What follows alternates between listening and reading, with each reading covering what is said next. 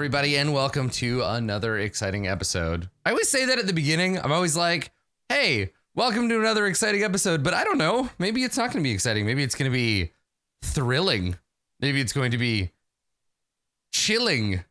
Anyway, welcome. Hi, this is episode number 84 of Office Hours. It is hot as heck. Welcome to summer school. I'm Adam Coble. I am here to answer your questions. Well, maybe not like your questions, but I'm here to answer some questions. That's how the show works. See, every week that I do an episode of Office Hours, I handpick, as if from a mighty tree of questions, a tree of curiosity, I pick 3 questions. These questions are about game mastering. Sometimes they're about game design. They're about dungeon delving. They're about NPC creating. And the idea is that I can, through answering these 3 questions in an episode, I can impart to all of you a little bit of advice and offer up some of my experience as a game master to help make your games better. Now, if you're watching this and you're thinking, Adam, I'm not a tabletop role-playing game master. How can this show help me? Well, maybe it will encourage you to do that thing. Maybe you've been thinking, game mastering seems so intimidating and hard. Well, you're not alone, and it can be challenging sometimes, but the idea is that it's just a different discipline, and sort of part of what I want to do, both with this show and in general, is just like demystify some of that game master stuff. So we cover topics all over the place, from the basics to the advanced, and they come from you, my viewers. So if you have a question, if you're like, Adam, I gotta ask, you can go to my website, www.adam-coble.com. That's the website. It's back up now. It was down for a little while because I was moving it. If you go to adam-coble.com, there's a link there for Office Hours. You just click it, fill out the form. You can record your question, and then we get to listen to your cool voice. If you don't want to record your question, that's okay. Just send it in text. I will read it for you. But our first question for today comes from Matt Adrick, who has a great voice. Let me share Matt Adrick's voice with you. Hi Adam, I hope you're well. My question for you today is about a conflict I see between the common advice of speak to your players and a trope in role-playing solidified by PBTA games with the principle, address the characters, not the players. While a lot of RPG books contain elements of these pieces of advice, most fall on the side of declaring, the fiction is emperor, don't break verisimilitude, and speak to your players is reserved for when you're talking about the game and specifically not playing it. I have my own opinion on this, that the group acknowledges an explicit divide between the players and their characters, and find their own balance between these two perspectives of play. But many games don't equip groups with the tools to have this discussion, and are wishy-washy on declaring the game's position on it. When a game you're playing is no help in establishing and expressing the boundaries between the group of players' goals and needs, their characters' desires in the fictional world, and the game's mechanics, how do you have this discussion? Bonus question. What's your range of personal preferences for player and character separation? Answer in the comments below. Winky face. So here's the thing, Matt Adrick. This is a great question. I think Matt Adrick wins the award for most line breaks in the text version of a question. Like, look upon all these line breaks. So Matt Adrick is asking basically, what do you do about the address the players versus address the characters, right? This is the difference between JP, what does Higgins do, and Higgins, what do you do, right? This is the difference between I draw my sword versus Lord Fondlebottom draws his sword, right? And it seems like a little thing. It seems like nothing. It seems like just a tiny little, like, personal preference thing. And I think most of the time that's how it gets passed off. I think most of the time we, as game masters and players, we just read that this is a personal preference and you can mix and match it and it's fine, right? That some players can describe what their character is doing as if they were writing a novel about them. Some players can embody their characters and describe it as if they were taking that action. And I think for the most part, for most games and for most groups, a mix and match personal approach to this particular thing is fine. Some players would prefer to novelize their characters. Some players would prefer to embody their characters. And honestly, I don't think that it really deeply affects play unless you start to look at the way that it can alter how you look at the game itself. Now, let's talk about Apocalypse World. Because in Apocalypse World, and I will say, and I think this is probably true for most people, in Apocalypse World, the game explicitly demands that the game master address the characters, not the players, right? The MC in Apocalypse World, if you are playing that game by the rules, cannot say, JP, what does Higgins do? The game's rules demand that you speak directly to the character. And on its own, that does seem to be a verisimilitude enforcing in-character thing. It seems, if you just look at that independent of any other piece of stuff, any other mechanism in those games, it does seem that its purpose is just to get you in character, which is fine and good, but I don't think that that's all Vincent was trying to do. I think that if we look a little closer at Apocalypse World, we can see that address the characters, not the players, is also tied into things like to do it, do it. To make a move, or never say the name of your move, right? Make moves, but never speak their name, right? There are a whole bunch of GM and player principles and operating policies within Apocalypse World that demand certain things that shunt you into a very constrained type of play, but also give you, and I think that this is by design, because so much of 100% of Apocalypse World feels to me to be by design, but it also allows things like, assess the situation, read a situation, or read a person.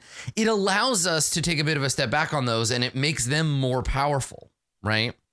Now, this is a game that does this on purpose, right?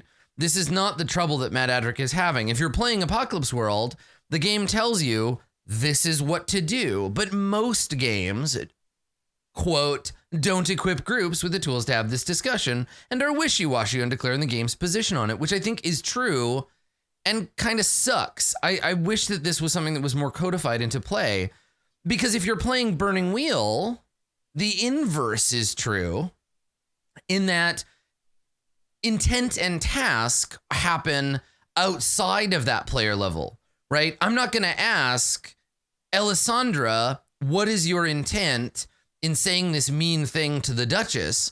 I'm going to say, Blue Jay, what are you trying to accomplish by saying this mean thing to the Duchess, right? By having Alessandra say this mean thing to the Duchess. So the idea here is that we run into problems, that we run into speed bumps and turbulence when it comes to trying to figure out who we are talking to. So what do? Right? When a game you're playing is no help, how do you have this discussion? And I think that you may not have to. I think you certainly can. I think you can sit down during session 0 and you can say to your players, all right, everyone, let's put on our mid-2000s game designer caps. Let's fire up the Forge and let's have a conversation about stance.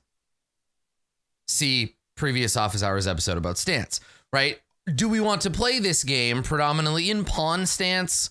Are we in actor stance? Is this director stance play? What does the game want? What do we as personal preference? What do we want from this game? What is okay and what is not okay? Because I think if the game, and this is exactly what it means to house rule or to hack or homebrew a game, if the game does not have rules, you can create social rules that say, during this campaign, we will all speak as our characters. We will not speak for our characters, and we will attempt to understand the fiction by immersing ourselves in it. I don't think that I would want to necessarily play that game, but it can be a useful conversation to have because some groups prioritize that deep, immersive verisimilitude play, but that can cause its own problems, right? In the same way, if you are playing with a group whose predominant style is director stance and you want everyone to explain what their character is thinking, explain what their character is feeling out loud, the difference between Lord Fondlebottom draws his sword, staring daggers at you, right? That's one style of play versus I draw my sword, staring daggers at you. Okay, JP, you can tell that Lord Fondlebottom's like really mad right now. Like he's gearing up to kill you. I'm drawing this sword with murderous intent and stalking towards you, right? Like opening up about what your character is feeling and thinking leads to, in my opinion, ultimately a more fleshed out version of your narrative with less confusion and conflict. But confusion and conflict might be a part of play, right? You might want to not know what everybody is thinking all the time, right? You might want to be like, wait a second, what have I done? Why draweth your sword, Lord Fondlebottom? Right? You might want to be in that position. So this can be something that you work out as a group beforehand. And just as a quick sort of shorthand, like, yes, do we predominantly prefer speaking for or as our characters is one thing, but you want to understand why you would do it, right? Talk to your group about what the purpose of that play is. And that can lead into conversations about table talk. It can lead into conversations about tactics in play. I run into this in 5th edition Dungeons and Dragons all the time, not with my own groups, but with chat, honestly, chat and YouTube comments, where people will get angry at me and my fellow players for making tactical decisions outside of what would my character do in a game like Dungeons and Dragons. We don't have a lot of people doing this in games of, say, Burning Wheel. People don't backseat Duel of Wits very often, but it absolutely happens in D&D where people say, like, how dare you? Like, why would you attack this creature and not that creature? That's clearly a player decision. And I'm like, for me and my game priorities, and for the groups that I play with, that kind of stuff is not only allowed, but encouraged. We're playing a game. We know that we're playing a game, right? It's like if you as a player know that an enemy of shadows is going to be more receptive to taking radiant damage, so you draw your Mace of Disruption. Now, your character may not have ever encountered the Shadow Demon before. Your character may not necessarily know that, but you're making a leap of tactical intelligence between your character and your player that allow you to make an optimal choice rather than flailing around, which in D&D imbalances the game, right? If you pretend and you play suboptimally, you're making the game harder, which makes the game's encounters harder to build, more challenging, because you have to say, well, okay, are the players going to use the knowledge that they know or not? Now, that's just my style of play, right? I think it's much harder to separate yourself from that meta information. I think it's much more frustrating to play a game where you're pretending your character doesn't know things that you clearly do. I like to level that stuff out as much as possible. One of the coolest tricks, speaking of Dungeons and Dragons, one of the coolest tricks I ever saw was so this is a minor spoiler for Tomb of Annihilation. So I'm going to raise the spoiler hand. When I put my spoiler hand down, I'm done spoiling Tomb of Annihilation. So in Tomb of Annihilation, there's a very, very minor spoiler in that you can get a copy of Volo's Guide to Monsters. And in Volo's Guide to Monsters, it basically says you now have access as a player to all of the fictional aspects of this actual Dungeons and Dragons book, right? You have just basically purchased the monster manual, and everything that it says that isn't a game stat, you now know. And anything that is a game stat, you can assume is fictionalized in this book. And I think that's absolutely brilliant. I think giving the characters stuff that allow you to bridge that gap, I think that's great. And it doesn't break verisimilitude. Okay, so continuing on past the spoiler hand part, the idea here is that you want to make this decision as a group, right? Talk to your group about this, engage with them, get their personal stuff. And then because you're smart, Matt Adric, because I know you are, you and your group, look at the game you're playing and think about how that game might interact with those preferences, right? Is this game going to, for example, Burning Wheel, if we refuse to talk about intent, collapses. It is a burning garbage fire without the ability to analyze player intent. If you can't do that, the game doesn't work. You can't write beliefs. You can't act on things. If you can't say, my player is pissed off at you, I slap you in the face and challenge you to a duel, you run into some pretty dramatic problems, because then you might be attempting to portray your character doing certain things or acting certain ways to get points or to earn a new trait. And no one understands that because they're all just playing as their character. So I think have that conversation as a group, whether the game demands it or not, right? You can do this with Burning Wheel. You can do this with Apocalypse World. You just have to say to the players, I understand that your preference might be deep immersion, but this game needs us to do something a little bit different. And I think we have those conversations every time we play a new game with our group, right? I know your preference is to play a single character, right? To make one character and play them the whole campaign. But this game is about a legion of soldiers, and we're going to play a bunch of different characters as we go. This is a troop-based game, right? So the idea here is A, acknowledge where the game does or doesn't help you. B, talk to your players. C, recognize where the players' desires are good or bad for your gameplay. Because honestly, if you have players that demand deep 100% immersion, you may not be able to play a game like Burning Wheel. These games might just not fit for you, right? And I think we get deeper and deeper into the idea of game design and about game design philosophy, and we start thinking about, again, stances and some of this kind of theorizing that gets done about player and narrative priority and what games demand from players. And I think that it's reasonable to talk about that. What does this game demand? How can we make the best out of this game? So how do we have that discussion? I think you just do it. You just have to be, someone has to be familiar with the game enough, whether it's the GM or any other player, familiar with the game enough to recognize where those things are demanded. And then you have to be firm. I think we have a tendency to Canadian standoff this stuff and be like, well, the game, it sort of says that we should be doing this. You know what? We don't need to. I'm going to address the players because that's what they're more comfortable with. And I'll just ignore this rule in Apocalypse World. And yes, you can do that. And no, it probably won't ruin Apocalypse World, but you're no longer playing it as it's designed, right? You're hacking the game. And that's okay. Obviously, hacking Apocalypse World can be fun and profitable, but you have to know that you're doing it. It's not just a player preference thing. There are games, and I feel like when we talk about immersion and verisimilitude and all of this stuff, there are games that address this directly, like Apocalypse World, like Pendragon, but most games, to your point, Matt Edric, they don't. So it's on you as a group to figure this stuff out. But do so knowing what your game requires, what your game demands.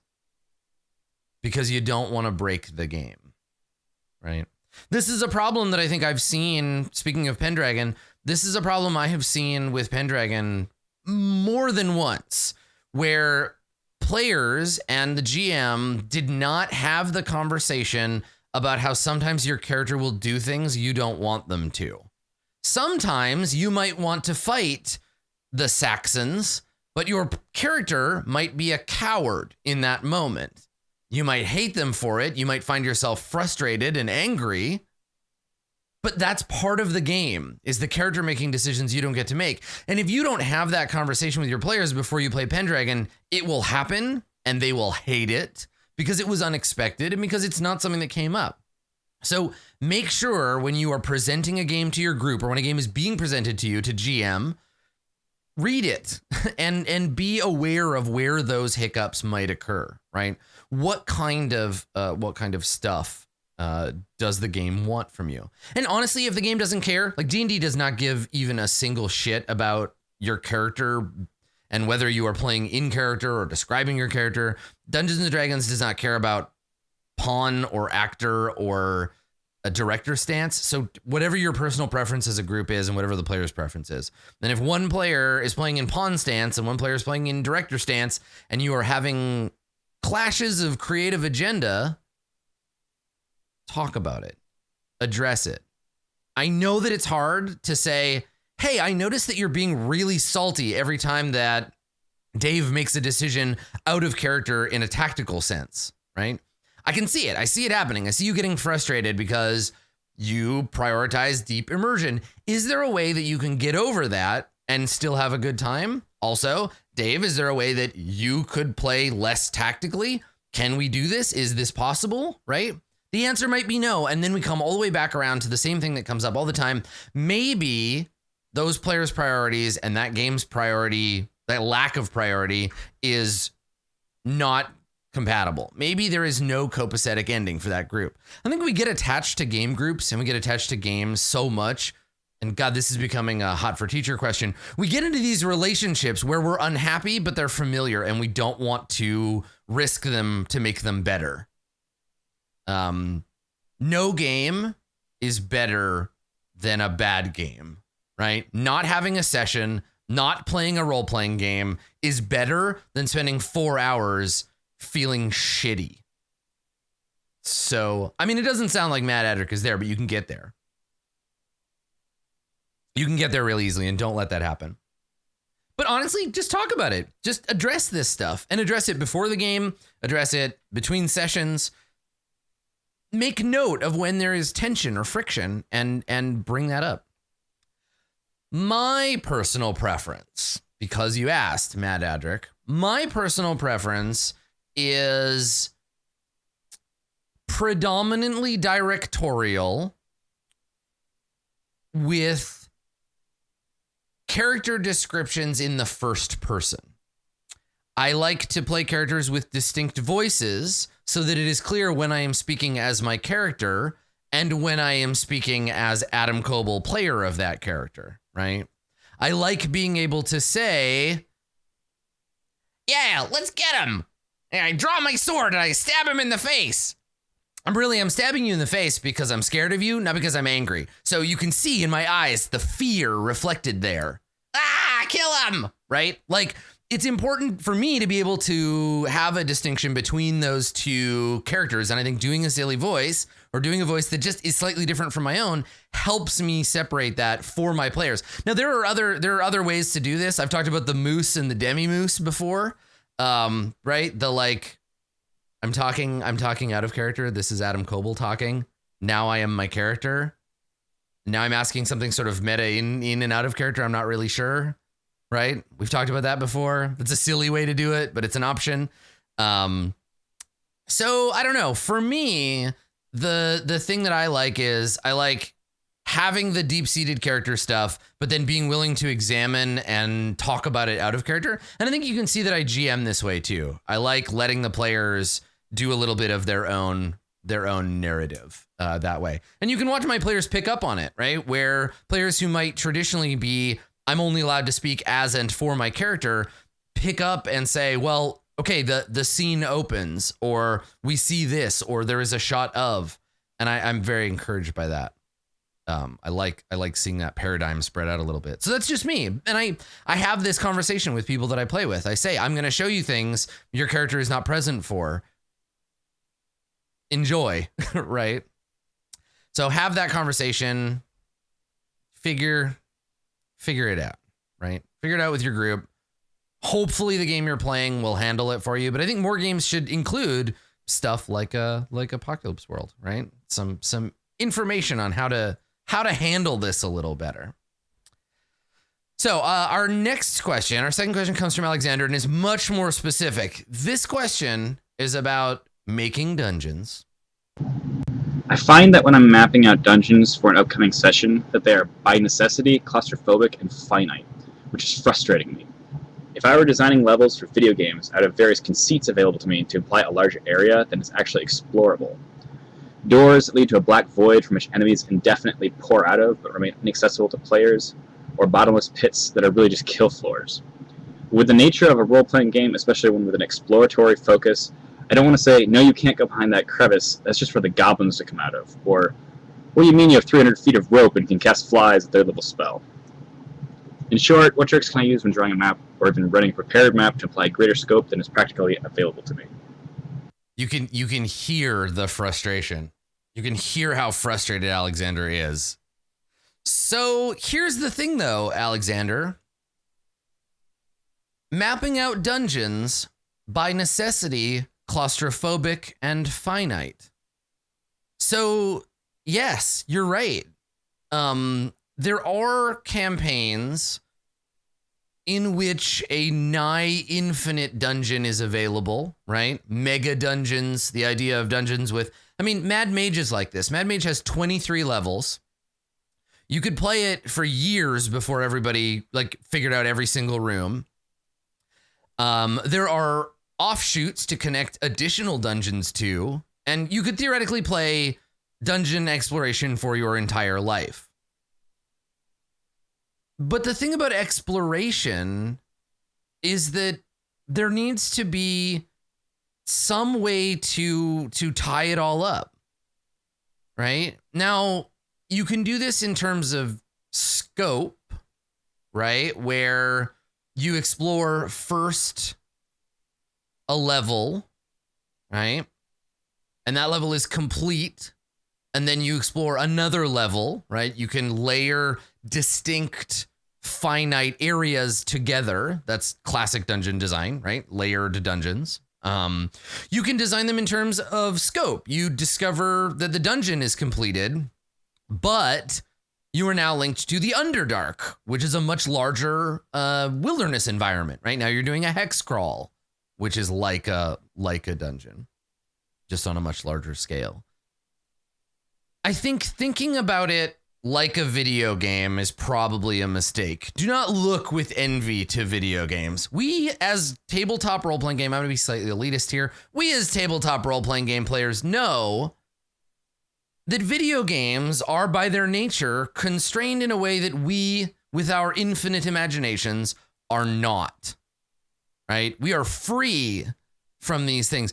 If you were to attempt to describe to your players the kinds of tricks that video games pull to constrain areas, they would laugh in our faces, right?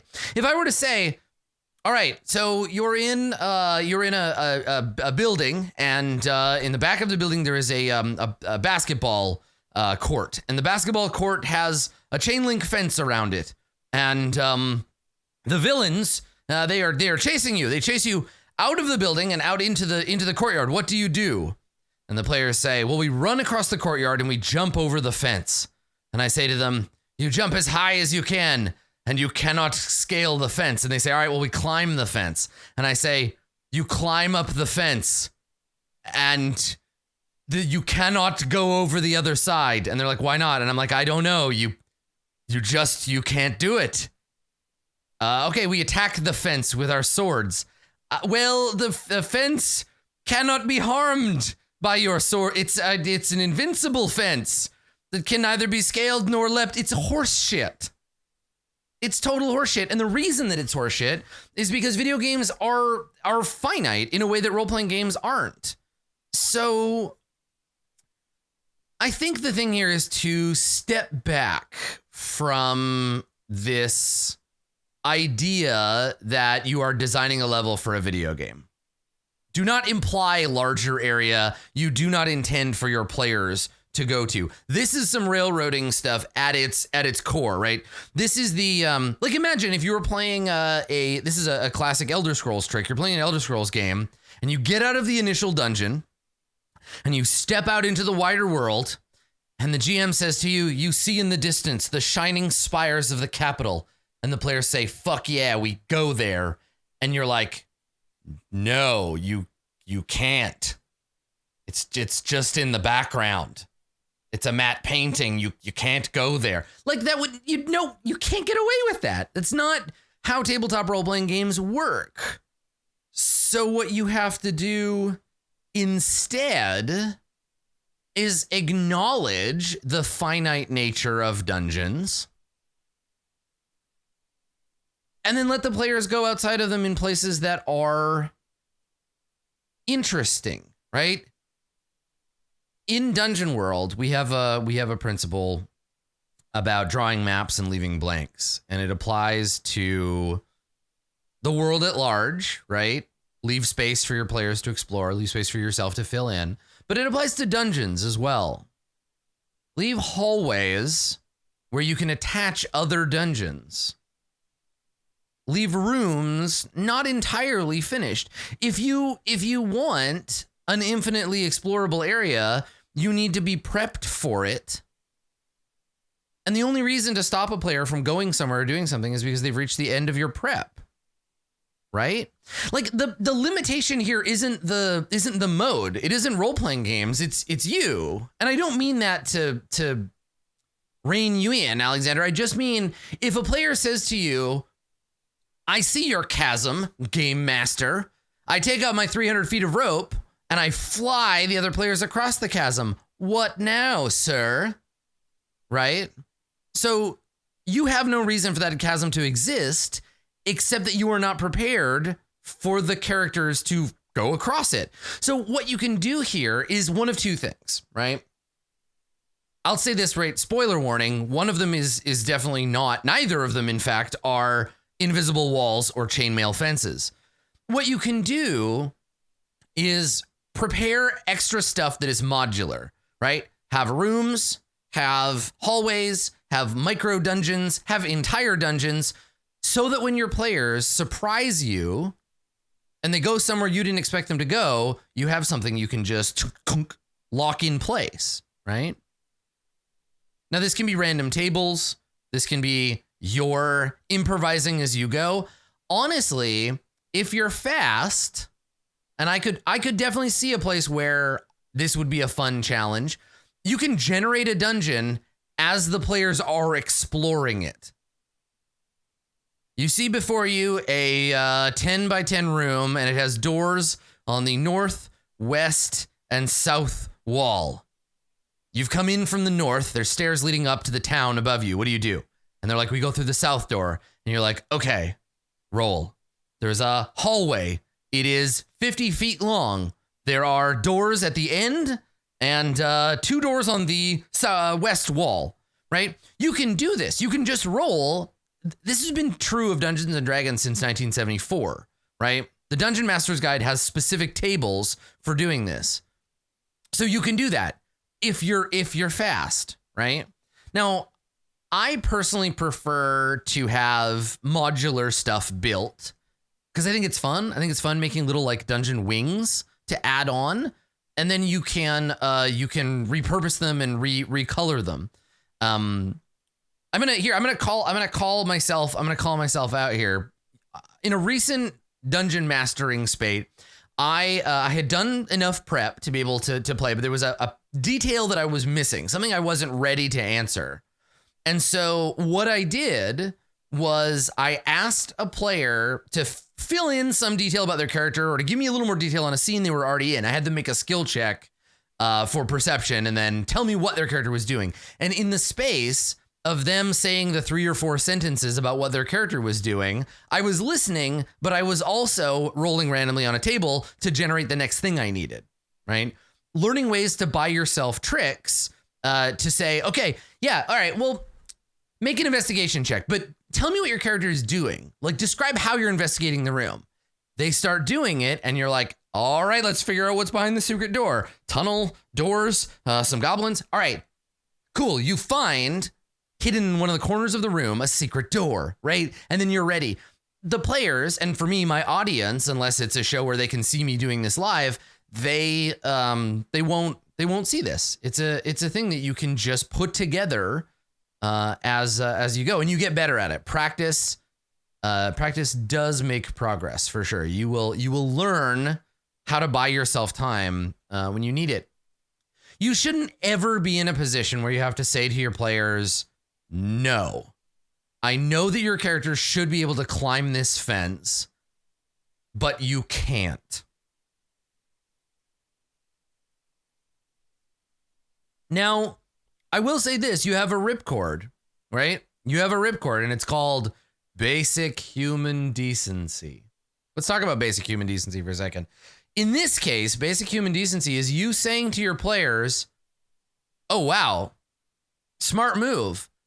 I did not expect you to fly over this crevice. I kind of put this crevice here to stop you from going to the other side. And I'm not really ready. So can we do one of two things? Game is set aside. We're putting the game down for just a second. I'm now talking to you as a co-players of this game. I'm not really ready for this. We got two options, all right? You can either go and explore some other thing And in between sessions, I will make more dungeon on the other side. Or we can just take a break, right? Y'all can just like hang out, play a couple of rounds of Magic or whatever, and I will make more dungeon. Thanks for surprising me, friends. I'll make some more dungeon and we'll carry on. What do you prefer as a group? What should we do? Right? Because it's much, much easier to do that and then go back into the game and have one of the characters say, you know what? We don't know what's on the other side of this chasm, but we do know we have this rumor that down the eastern hallway there's treasure. So let's go do the eastern hallway first. And all the other characters nod and have no reason to disagree because we all know as players, there's nothing on the other side of this chasm yet. We can come back to it and be rewarded for our patience, right? Basic human decency. Just be honest with your players. Like, it sucks to get to that point and we have all of this baggage as game masters. We're like, we should know everything and we should be infinitely prepared for every conceivable bullshit thing that they could do. But honestly, if you ask your players, hey, I'm not really prepared for you to cross this chasm, and they say, ha ha ha, fuck you, we do it anyway. Like, fuck them. They suck. That's a shitty thing to do to somebody. You are admitting that you need a minute to create stuff so that you can all keep having fun. And they're like, no, immersion, we do it anyway. Why would we ever turn back? And then you get in a position where what are you going to do? Be like, all right, you cross the chasm. You get to the side. There's nothing there.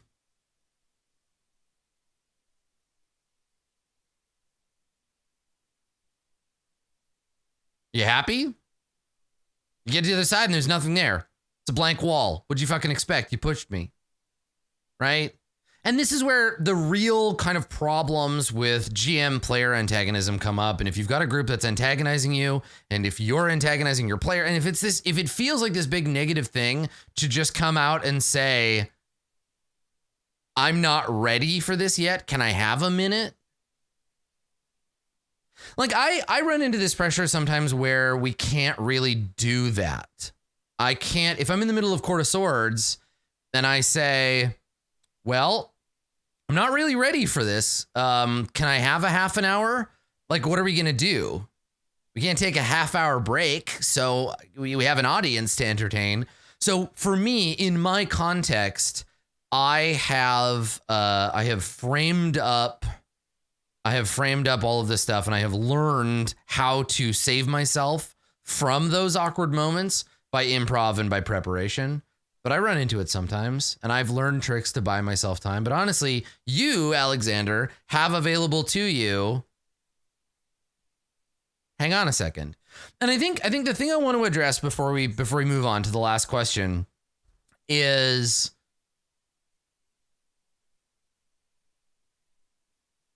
if you are drawing a map or you're running a prepared map and you want to imply greater scope,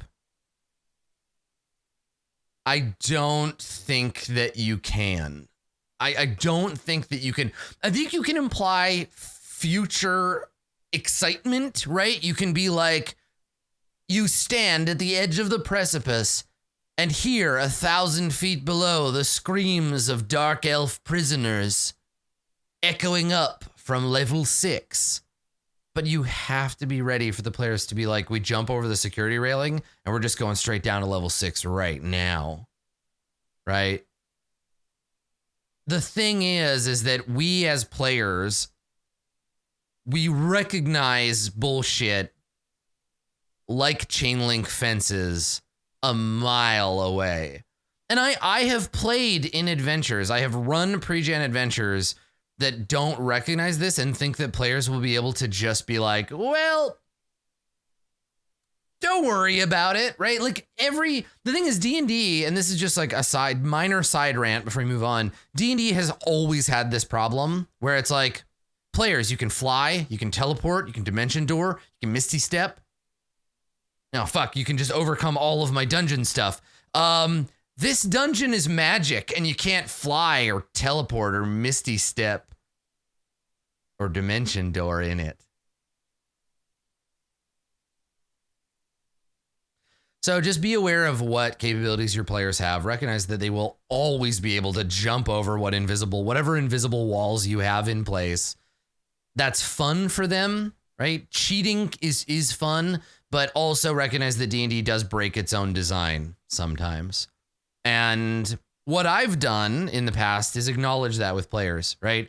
I said that to my Mad Mage group. I said it to the people we played Tomb with. I said, you know what? Sometimes there are going to be places in this dungeon that are just bullshit, where I'm going to say that just doesn't work. And it's a wizard did it. Literally a wizard did it. I need you to be okay with that or else the adventure won't work. And that's just what happened. So I think in this case, Alexander, recognize that claustrophobic and finite are part of what is fun about dungeon delving. Nobody needs to think that the world is infinite all the time. Be willing to take a step back and say to your players, if they surprise you, hey, I need a second. And if your players push back or if they act like jerks, this isn't a dungeon problem anymore, right? Prep goes a long way, but players will always surprise you. And that's great. You want to be surprised, don't you? You want to feel like a sense of surprise. Because if the players always did exactly what we wanted, how boring would that be? Hey Adam, so I just graduated from Full Sail University with a creative writing for entertainment degree, and it occurred to me that role-playing and film and TV script writing are very similar. A lot of the rules apply to each other, like only writing about what is important right now and describing what can be seen or heard. Thinking more about it, GMing is basically improvisational script writing, albeit perhaps more flowery, like novel descriptions.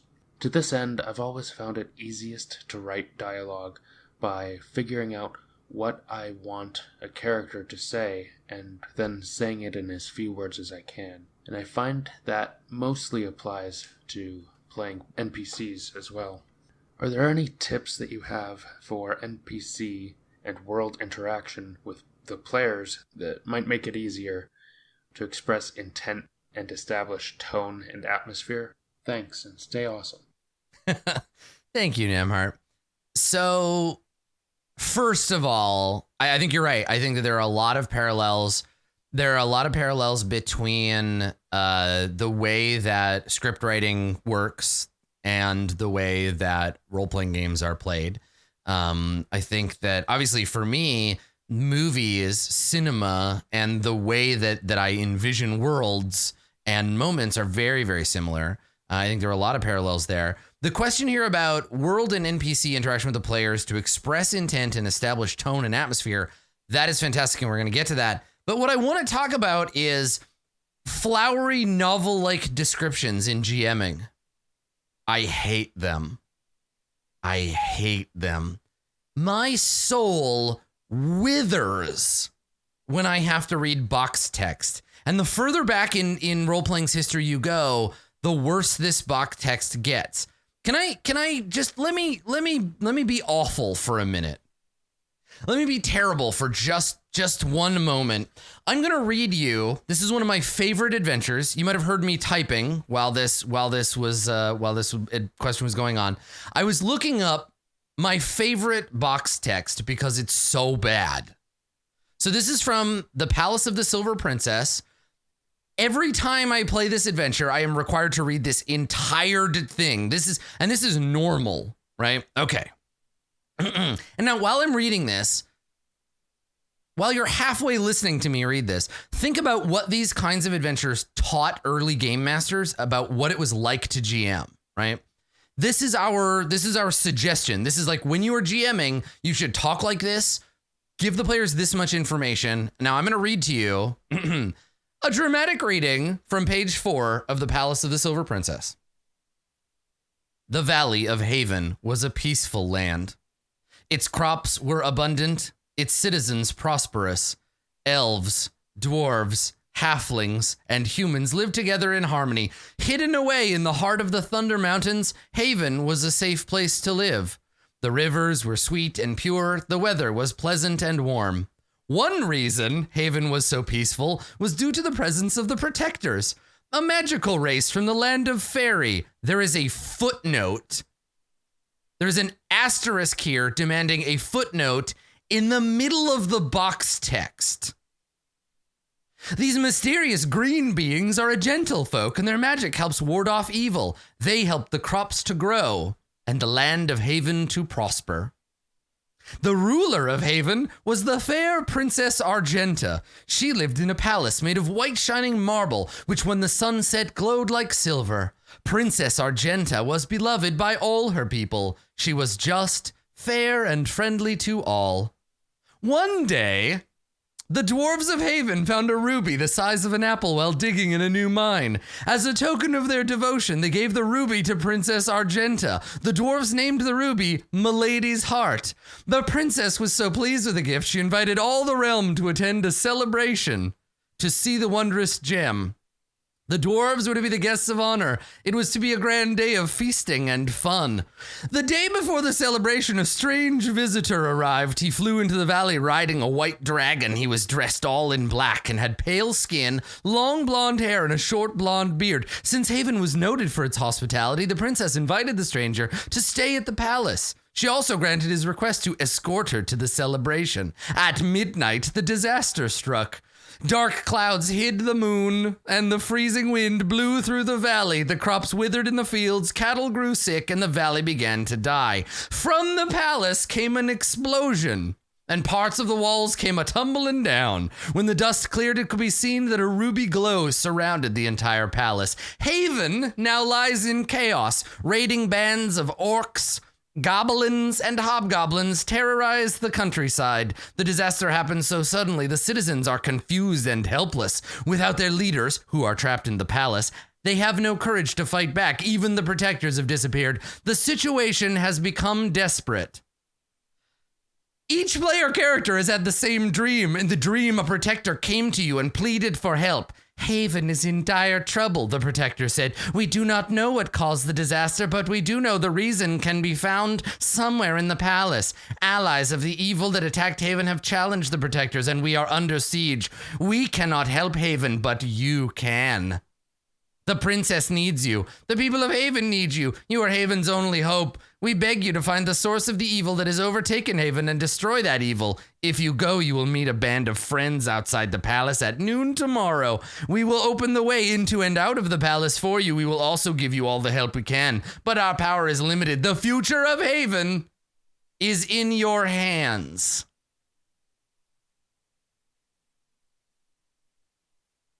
That's the beginning of the adventure.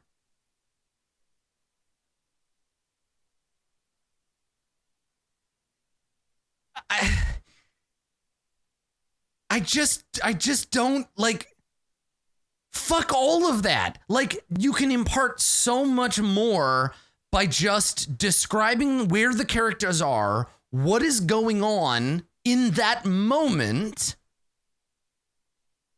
and then giving them hints and clues as they move through the adventure, right? But remember, this is what early dungeon masters were taught. This is how we were taught that you GM'd.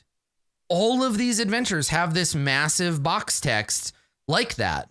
Now, we've seen an improvement, certainly. Obviously, many games don't do this. I think a lot of adventures have succinct box text, which is really good.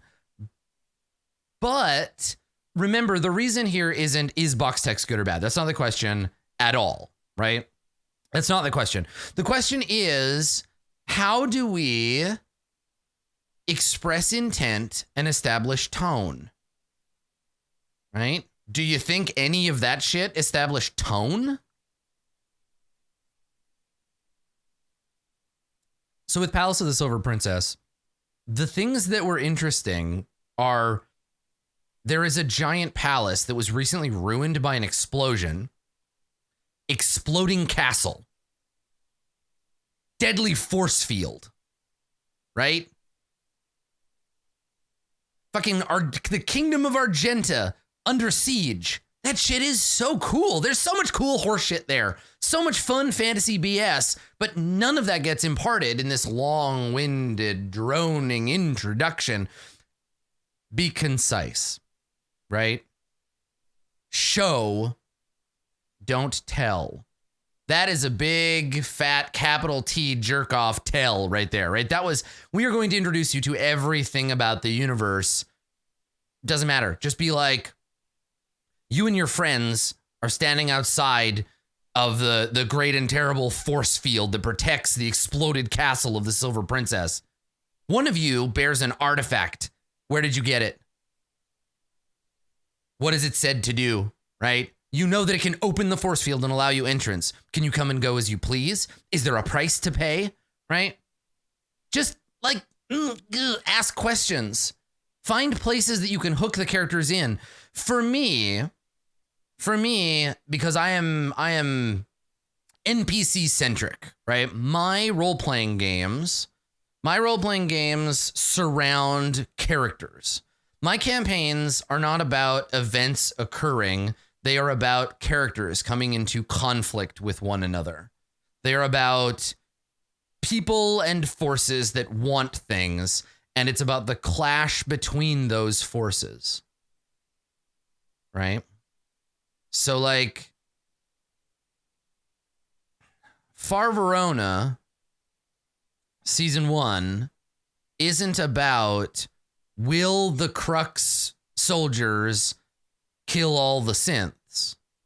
It's about who gets to decide what justice is. And the way that we impart complex things like that isn't through droning box text. It's about learning by experience. It's about being in the world. Like, if you want, here, let me give you an example, right? Welcome to the kingdom of xenophobia. In xenophobia, the elves don't like anyone.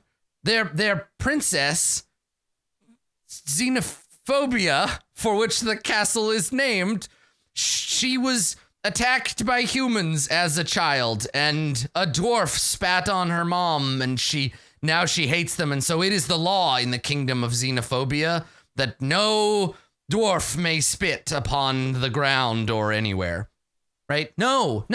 Show the players the elvish jackboot fascist squads dragging dwarves out of their homes, right? Show humans leaving on the road, right? Say, like, on your way into xenophobia, a caravan of humans can be seen.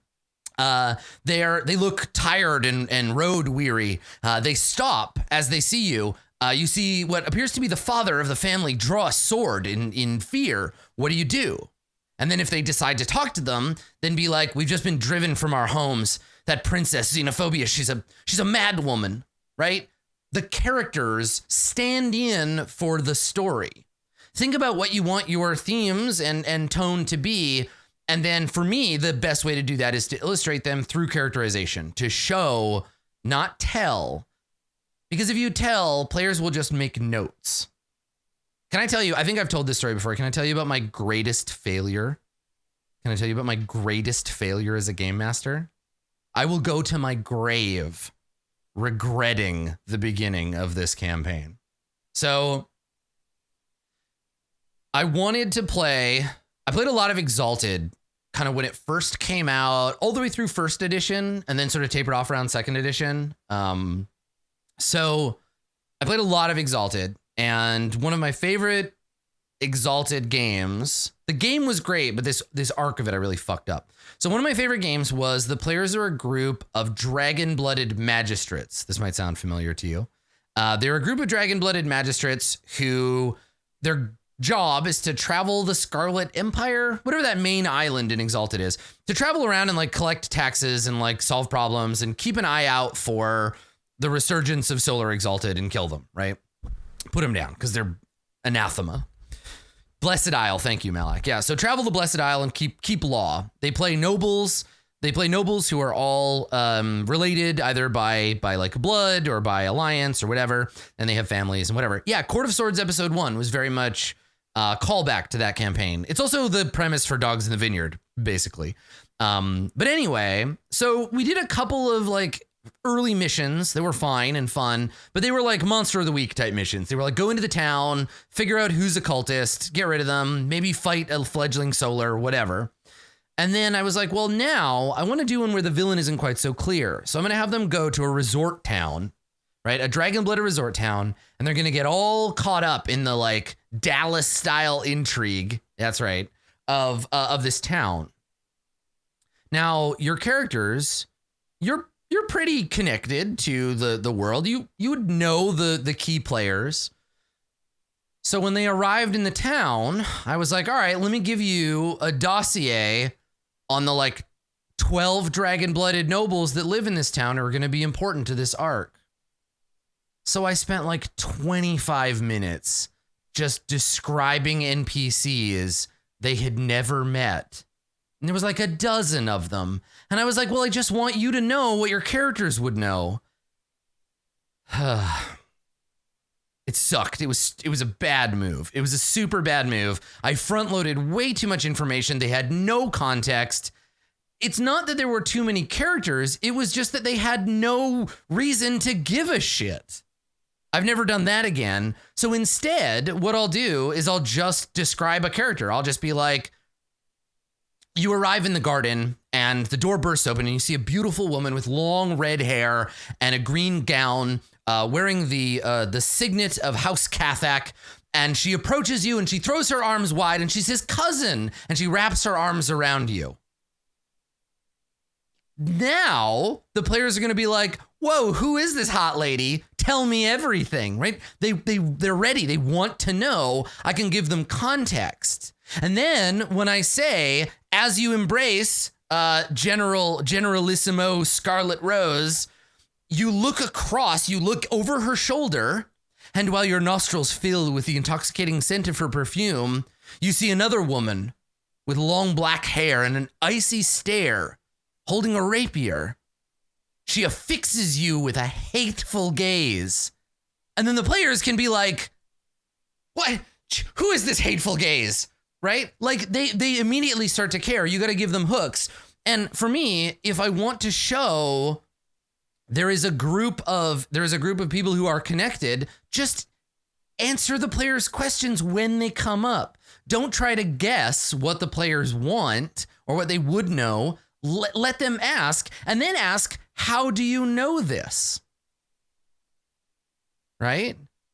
How do you know this? Give them some options. If they ask, I do some investigating. Who are the 12 most important people in town? You can give them names. You can be like, here you go. I made you this diagram.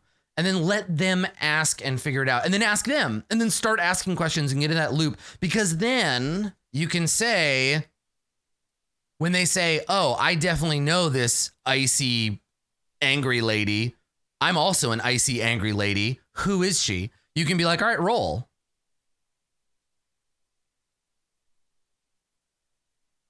So, for me, establishing intent and atmosphere and tone comes from showing characters, because we learn from people. We look to people. So if we want to show that the town is divided along class lines, show your players some lower class people and some upper class people and show the tension between the two. If the town is run by the priests of the god of the moon, show them priests of the god of the moon, show them people going to moon church, right? Have them arrive in town during the middle of the festival of the crescent, where everybody eats delicious flaky pastries, right? Like, illustrate by showing, and do this through whatever works for you. For me, it's people. For you, it might be landscapes. It might be locales. You might paint pictures, right? You might paint pictures of the place, right? Find what, like, just because for me, NPCs are my jam, find for you what your jam is, right? Teach the players about the world by putting them in it and letting them ask questions. And recognize that the big difference between, and this I think is a much larger problem for game masters generally and leads to railroading, what I care about and what the players care about, they may be at opposite ends of the room. if I think that it would be super cool if the players had a big showdown with Princess Xenophobia, or they led the Dwarven Spit Uprising, the players might be like, no, we don't care about any of that shit. Like, we're just going to load up on gear and we're going to leave. Like, these dwarves are on their own. I don't think dwarves should be allowed to spit. I'm with the princess, right? Do not attempt to force what you are interested in on your players. I consider it a challenge, right? The more excited, the more interested in something I am, the more I want to make it seem interesting to my players, right? The more I will put my passion and energy into it. But you got to be ready for your players to be like, you know what? I don't need this. You have to be ready to get to the end of that long ass diatribe about Princess Argenta and have them be like, maybe we could just go and find the protectors and fight them instead. Right? So you find the things that you're interested in, and then like be honest with your players, right? Don't try to couch all the interesting stuff in layers of poetry. Express yourself in the way that applies your skills, your best skills as the GM. And teach the players the tone and atmosphere of the world. But I guess also, and this is maybe the big thing to keep in mind, and maybe the big difference between what Namhart learned about writing dialogue and script writing for film and TV. The GM is not the script writer. You all are. And what everyone is interested in and what everyone is writing is where the game will end up. That is your game. Your narrative will become a story, but everyone writes that narrative together. So, I don't know, have jam sessions with your players. Talk about tone. Talk about themes, right? Share that with them, especially during session 0 and character creation. Like if you say, I am interested in a game about injustice, your players will make characters who can fight injustice. If you want a good example of this, go check out Roll20 Presents Season 3, Burning Wheel. We have an 8-hour-long 2-part session 0, and we go through tone. We talk about theme. And then you can watch the players make characters. You watch me make NPCs that all drive straight to that theme. I think it's a really good, if I can be so bold, I think it's a great example of getting everybody on board with themes. Yeah. So that's today's episode of Office Hours. This has been episode number 84. Thank you so much for coming. Thank you to Alexander and Matt Adrick and Namhart for submitting your questions, for putting your questions before me. Thank you everybody for hanging out in chat and for your comments as we've gone along. If you have a question that you would like to submit, and I would love it if you did, if you have a question for Office Hours, go to www.adam-cole.com, click on the Office Hours link, and submit your question. And in a future episode, I will answer. And in the meantime, stay the hell away from the Palace of the Silver Princess. I hear it's got a deadly force field. Don't go there.